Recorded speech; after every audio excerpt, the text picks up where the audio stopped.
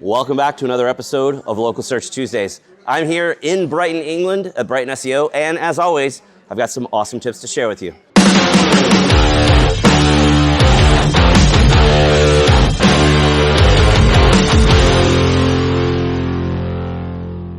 So I came back over to Brighton SEO. I've been speaking at Brighton SEO twice a year for the last 8 years now, and I also teach the Local SEO training class. So if you're watching this, go sign up and come to my training class in April. But as always, I like to collect some awesome tips to help all of you viewers be better at digital marketing and running your businesses. So I collected awesome tips from friends and speakers here at Brighton SEO. Check it out. My tip is to go to a trade show. I know it sounds retro, I know it sounds old school, right? But you go to a trade show, a bit like this one, right? We're here at Brighton. There's thousands of people from the thing that you're trying to sell in that room, right? Even if you don't talk to anyone, walk around with your ears open. You hear them, you listen, what are people talking about? What do they say? What problems do they have? It's like keyword research, but better. Get to a trade show, talk to people, hear what the problems are in the industry, make notes, stick that in. It's like a competitive advantage that nobody else has because they're just like, ooh, keyword tool. So my best SEO tip is just enjoy it and keep learning and keep studying and it's very important to enjoy it. Yeah, so my little tip is to really invest in your people. You know, there's a great phrase I like that culture eats strategy for breakfast. And culture is all about building the right environment to get the best out of your team. You put all that effort into hiring and training. You've got to create a fantastic culture and environment so that people want to stay with you, not just for 2 years, but for 12 years. And if you can do that, you get the best out of people. You give them a fantastic opportunity to develop their skills in a culture that supports and cherishes them as an individual, and it really pays off for the business long term. So that's probably the best thing I've got for you today. My big SEO tip for all of you good viewers is this. Think like a human and not like a robot when we approach search. Don't get lost in all the technology and think about what are humans searching for. Put that at the top of your strategy, you'll be just fine. So I think something that's really important to focus on in terms of longevity of SEO is to consider what is going to be happening in your industry within the next 3 to 5 years' time. If you can identify these trends early, you've got a whole range of content that you can start creating now and be able to rank and dominate for in the upcoming years. So one of the biggest tips I think that most people aren't doing is actually manually checking the SERPs. It's amazing how often people are wondering why maybe they're not getting the traffic, even though they're ranking 1 or 2, but then you go and manually check the SERPs. Often you find that there's a big local box or there's a big news box or something like that. So basically check all of your SERPs. I mean, we know it's all about intent, and we know like looking at all the different SERPs will tell you what Google thinks it's about. There are keywords that you're never going to rank for if you're trying to sell something and it's like a recipe set, or it's a local keyword or something. So basically just manually check the SERPs, like do it across everything, including your own brands, and do that in every country, because often you'd be surprised at how different and how you spot something that can either be fixed or it's unfixable, and you've got to know.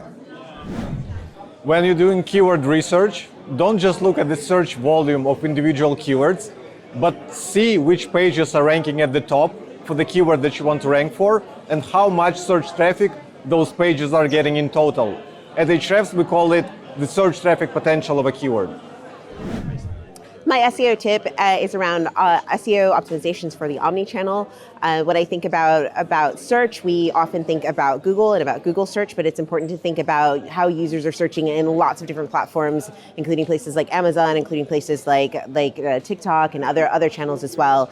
And there are lots of things that you can do on your website to optimize it for all users and how users find you wherever they find you. Thinking about a user journey, and if you look into assisted conversions, you'll often see that users will come from lots of different spaces. So if you make sure that your site is fast, that you're using like things that optimize you for connectivity, like APIs, like optimized data feeds, then it will allow you to perform much better for all of your users wherever they find you. With the rise of omni-channel search and the use of headless CMSs, SEOs need to keep up and stop thinking about building pages, start thinking about building content models. For me, the trickiest bit about going in omni-channel search and using headless CMSs is that you need to be much more intentional with your technical implementation. If you, like me, have started your career using WordPress, you're going to struggle knowing that you don't have access to most of the typical plugins by default, like yours. So you're going to have to be much more clear with what are your requirements and literally ask your developers for absolutely everything you could possibly need. You need editable robots.txt, you need editable robots tags on the head, you need canonicals, you need to sort out your headings. Don't take it for granted. And if you don't want to lose your mind, you need to go headless. What is direct traffic in Google Analytics? I bet you don't really know.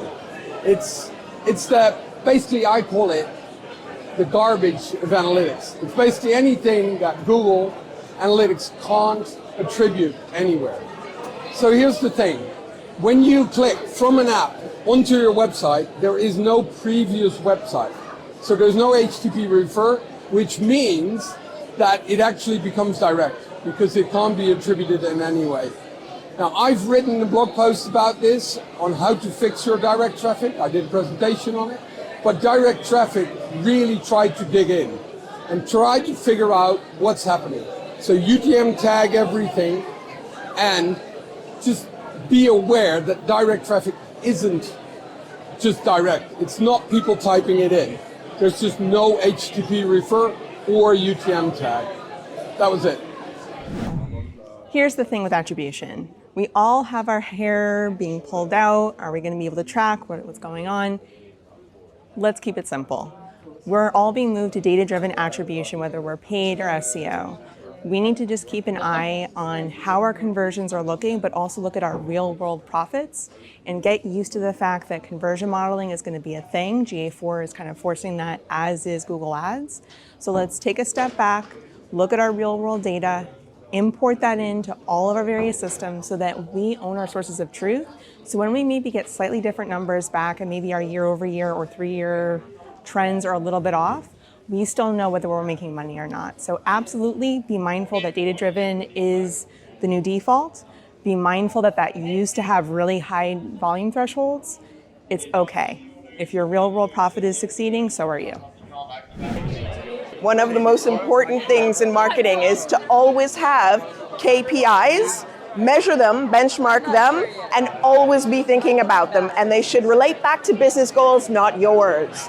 Because you're not the most important person, the client is.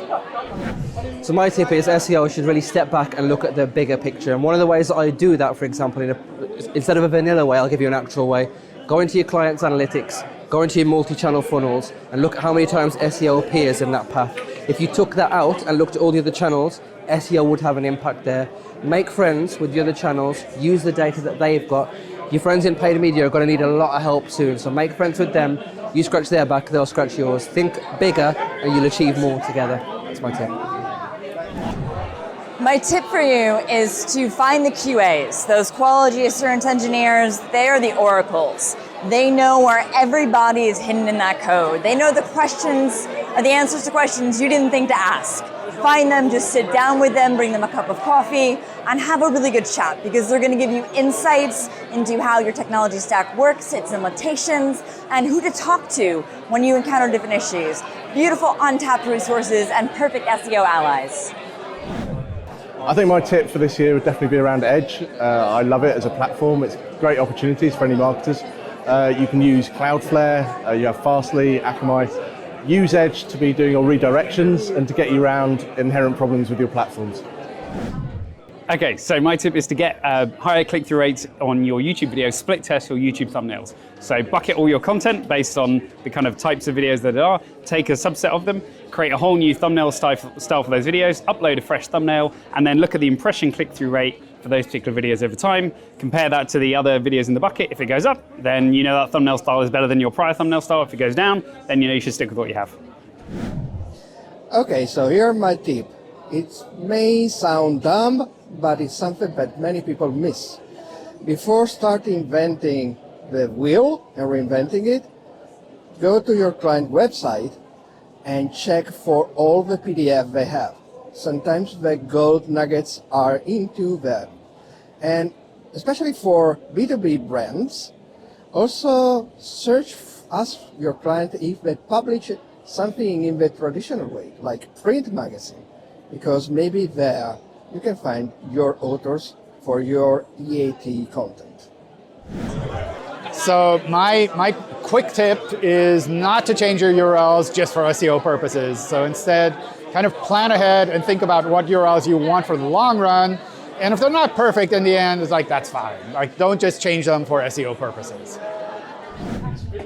Don't focus on the new shiny thing. Too many people are forgetting the basics, especially when it comes to local SEO. They're forgetting the basics on the GMB profile. They're forgetting the basics on the website. Focus on the basics and what your customers want. They're not users, they're your customers driving your business. You know, I speak to a lot of SEO people, and the biggest tip I can give them is focus on the fundamentals. It's amazing when you look at a site and you realise title tag has no relevance, there's no real meta description, and the H1 tag doesn't say what the page is about. So my tip is look at the fundamentals. Thanks for sticking around and watching the whole thing. That's all the time we've got left for today. And as always, you know what that means. Put your hand on the screen right here. We totally just high-fived because you learned something awesome. Thanks for watching, and we'll see you again next week for another episode of Local Search Tuesdays.